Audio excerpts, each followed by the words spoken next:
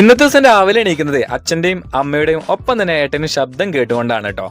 എന്താ കാര്യം അറിയാൻ വേണ്ടി ജനാലക്കരികിൽ ഇങ്ങനെ പോയി നോക്കിയതാണ്. അപ്പോൾ ഏട്ടൻ ഒരുപാട് ഞാവല് പറിച്ചിട്ടുണ്ട്. അത് അമ്മ ഒരു ഭാഗത്ത് ക്ലിയർ ആക്കിക്കൊണ്ടിരിക്കുകയാണ്, മറുഭാഗത്ത് അച്ഛനാണ് ചക്കച്ചുള അരിഞ്ഞുകൊണ്ടിരിക്കുകയാണ് കേട്ടോ. അങ്ങനെ അത് കണ്ട് നേരെ കുളിക്കാൻ അങ്ങോട്ട് പോയി ശേഷം കിച്ചണിൽ വന്ന് ഭക്ഷണം കഴിക്കണം. അപ്പോൾ അതേ അമ്മ അവിടെ പാത്രങ്ങളൊക്കെ കഴുകണം. അപ്പോൾ ഇന്നത്തെ ദിവസം നമ്മുടെ കുടുംബത്തിൽ 2 പരിപാടികളാണ് കേട്ടോ. അപ്പോൾ ആദ്യം കല്യാണത്തിന് പോകേണ്ടതുണ്ട്. അങ്ങനെ നമ്മുടെ ഒരു ഫാമിലിയിലേക്ക് എത്തിയതിനു ശേഷം അവിടെ സദ്യയും കാര്യങ്ങളും അത് ആസ്വദിച്ചങ്ങ് കഴിച്ചു കേട്ടോ. കുറേ ദിവസങ്ങൾക്ക് ശേഷമാണ് സദ്യ കഴിക്കുന്നത് കേട്ടോ. അങ്ങനെ അത് കഴിഞ്ഞ് നേരെ ഇനി പോകുന്നത് പുള്ളാളിക്കാവ് എന്ന് പറയുന്ന കാവിലേക്കാണ്. ഇതാണ് കാവ്. അപ്പോൾ ഇങ്ങനെ കാണുമ്പോൾ നിങ്ങളിങ്ങനെ ചിന്തിച്ചു പോയേക്കും. പക്ഷേ ഇതിൻ്റെ ഉത്തരങ്ങളൊക്കെ പിന്നീട് വീഡിയോയിൽ പറയുന്നുണ്ട്.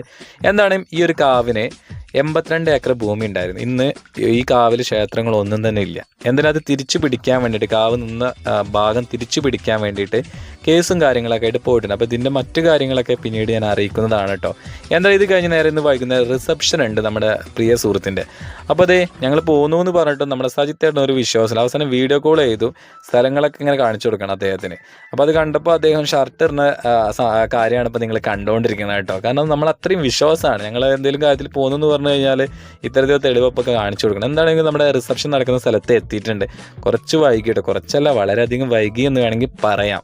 ചെന്ന ഉടനെ തന്നെ കണ്ട കാഴ്ചത് ആ ചെക്കനും പെണ്ണും ഭക്ഷണം കഴിച്ചുകൊണ്ടിരിക്കുകയാണ്. ശേഷം നമ്മുടെ കൂടുമ്പോൾ ഇമ്പമുള്ളതാണ് കുടുംബം എന്ന് പറയാറുണ്ടല്ലോ, അതുപോലെയാണ് കല്യാണം അതുപോലെ മറ്റു പരിപാടികൾ കൂടുമ്പോൾ നമ്മുടെ എല്ലാ പ്രിയപ്പെട്ട ആളുകളും വരും.